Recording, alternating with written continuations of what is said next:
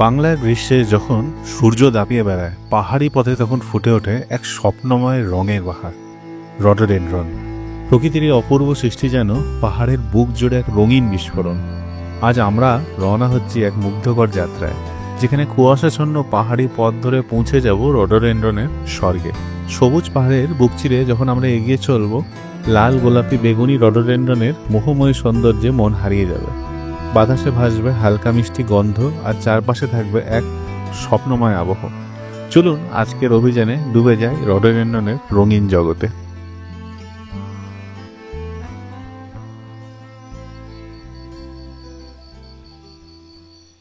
প্রকৃতির কোলে এক শান্ত স্বর্গ ওখরে। সিকিম ও পশ্চিমবঙ্গের সীমানায় অবস্থিত এক ছোট্ট পাহাড়ি গ্রাম অফবিট ট্রাভেলারদের জন্য এক স্বপ্নের ঠিকানা। এখানকার মূল আকর্ষণ রডোডেনড্রন বন, যা বসন্তের সময় লাল গোলাপি ও বেগুনি রঙের পাহাড়ের ঢালকে সজ্জিত করে তোলে। পাখির ডাক, হালকা মেঘের আনাগোনা আর স্থানীয় লেপচা সংস্কৃতির ছোঁয়া ওখরেকে আরও আকর্ষণীয় করে তোলে। এখানে সবথেকে বিখ্যাত যে জিনিসটা সেটা হচ্ছে রডোডেনড্রন, আর লোকাল ভাষায় সেটাকে বলা হয় গুরাস। সবথেকে আকর্ষণীয় যে রঙটা, লাল রং, সেই রঙেরই ফুলটা সবথেকে বেশি ফোটে, আর সেটাকে নেপালি ভাষায় বলে লালিগুরাস। আর আমাদের হোমস্টের নামটাও আজকে লালিগুরাস হোমস্টে।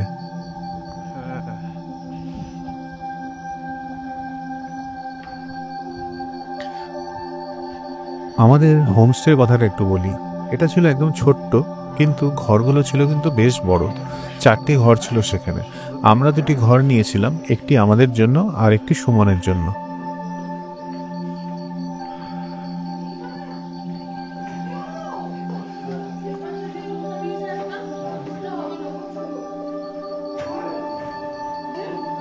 যে ঘরটিতে আমরা ছিলাম সেটি বেশ সুন্দর ছিল, আর বাথরুমে গিজারও ছিল। আর আমাদের ঘরের সামনে প্রথমে কুয়াশার জন্য কিছুই দেখা যাচ্ছিল না ঠিকই, কিন্তু পরের দিন যখন আবহাওয়া পরিষ্কার হলো তখন সামনে এক অসাধারণ দৃশ্য দেখতে পেলাম। সত্যি মনোমুগ্ধকর। দেখতে থাকো, তোমাদের সেটাও দেখাবো।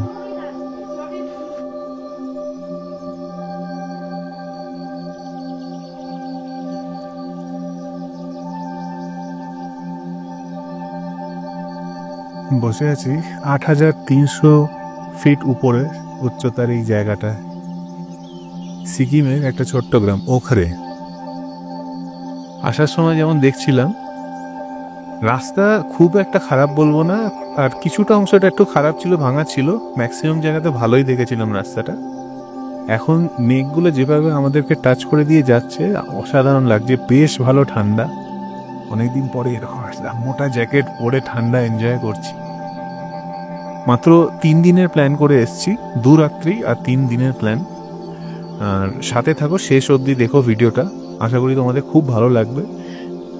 আমি এখন হোমস্টের সামনের রাস্তার পাশের যে মাইলস্টোনের উপর বসে আছি, আর দারুণ লাগছে। সামনের ভিউটা যদি এখন কুয়াশায় ভর্তি।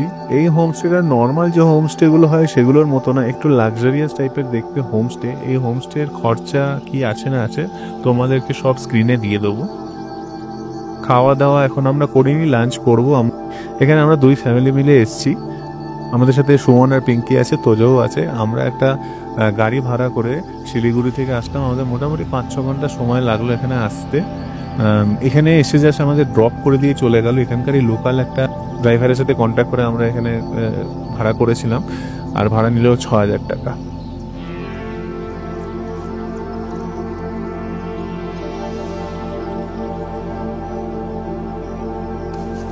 আর welcome back to my channel. তোমরা সবাই ভালো আছো তো? চলো আমরা শুরু করি আমাদের ওপরে ভিডিও।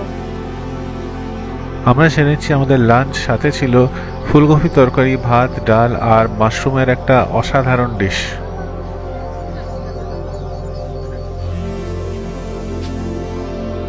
লাঞ্চ করেই আমরা ভেবেছিলাম একটু বেরোবো, কিন্তু বৃষ্টি শুরু হয়ে গেল, সাথে ছোট ছোট শিলও পড়ছিল।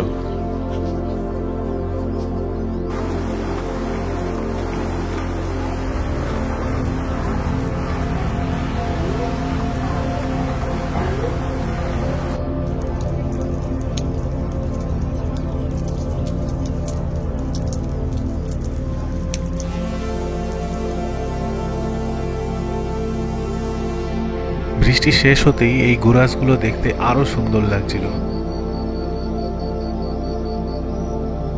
বৃষ্টির শেষ হতেই আমরা ওখানে ল্যাটেহাটার মনস্ট্রির দিকে এগোতে শুরু করলাম।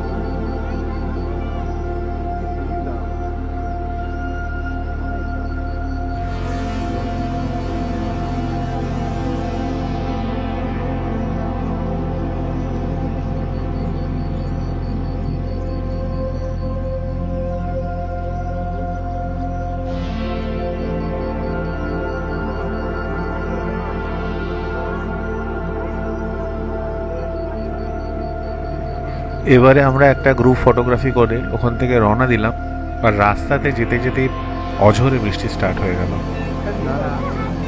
শেড খুঁজতে খুঁজতে ওখানকারই লোকাল একজনের ঘরে আমাদের ঢুকে যেতে হলো। তারাই বললো ঢুকে আসতে, সেখানে উনান জ্বলছে, উনুনে গিয়ে একটুখানি তাপ নিতে, কারণ যে মারাত্মক ঠান্ডা লাগছিল ওই টাইমটা।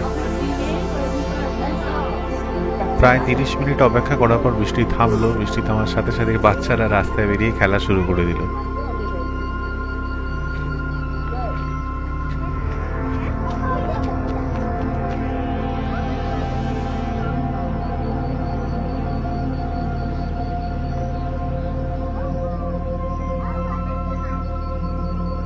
সন্ধে নেমে আসে, সাথে আমার ক্যামেরার মোবাইলের ব্যাটারিও প্রায় শেষ হয়ে আসে। তো ডিনারের কোনো ফটোগ্রাফি ভিডিওগ্রাফি করতে পারিনি, শুধু আমার কাছে এই দুটো ফটো রয়েছে যেখানে আমি আর সুমন মিলে টঙ্গা খেয়েছিলাম, একটা রাগি ফার্মেন্টেড ড্রিঙ্ক, সিকিমে খুবই ফেমাস।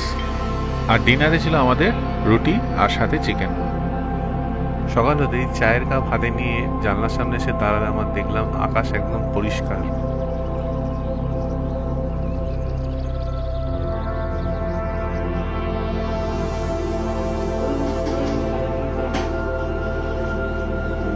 এরপরে আমরা ব্রেকফাস্ট করে নিলাম। ব্রেকফাস্টে ছিল ছোলার ঘুগনি আর রুটি। বিল পরিশোধের পরে আমরা যখন এগিয়ে যাচ্ছিলাম তখন লালিগুরাসের আতিথেয় হোস্ট আমাদের বাইরে আমন্ত্রণ জানালেন। তিনি লেপচা সংস্কৃতির এক সুন্দর ঐতিহ্য অনুসারে আমাদের গলায় উত্তরীয় পরিয়ে আমাদের সম্মান প্রদর্শন করলেন এবং বিদায় জানালেন। এরপর আমরা এগিয়ে চললাম বার্সের উদ্দেশ্যে, যা বিশ্বের একমাত্র রডোডেন্ড্রন স্যাংচুয়ারি, যেখানে পৌঁছাতে হলে হিলে থেকে প্রায় 5 কিলোমিটার ট্রেক করতে হয়। আমাদের সেই যাত্রার অভিজ্ঞতা কেমন ছিল এবং বার্সে থেকে কিসের সম্মুখীন হলাম সেটার জন্য তোমাদের আর একটু অপেক্ষা করতে হবে, কারণ সেই গল্প আসছে এই ভ্রমণের দ্বিতীয় পর্বে।